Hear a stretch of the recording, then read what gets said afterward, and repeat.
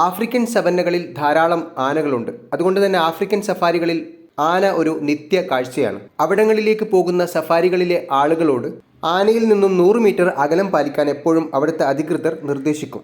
ആന പൊതുവിൽ സമാധാനപ്രിയരാണെങ്കിലും പ്രകോപിതരായാൽ അങ്ങേയറ്റം നമുക്ക് നാശനഷ്ടങ്ങൾ വരുത്തി തീർക്കും.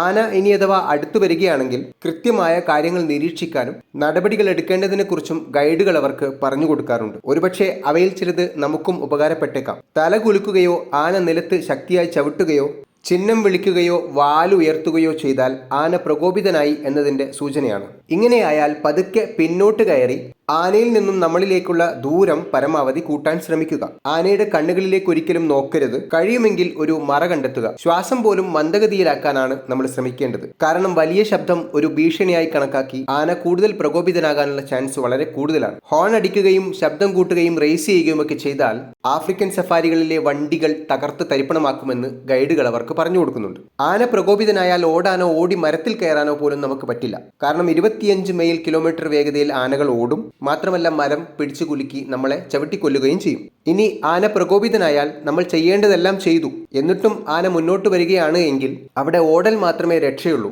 പക്ഷേ അവിടെ പറയുന്നത് സിഗ്സാഗ് മോഡലിൽ മാത്രമേ നിങ്ങൾ ഓടാവൂ എന്നാണ്. കാരണം വലിയ ശരീരമുള്ള ആനയ്ക്ക് അത്തരമൊരു ചലനം സാധ്യമല്ല. അങ്ങനെ നിങ്ങൾ ഒരുപക്ഷെ രക്ഷപ്പെട്ടേക്കാം എന്നും അവിടുത്തെ ഗൈഡ് ലൈൻസിൽ പറയുന്നു.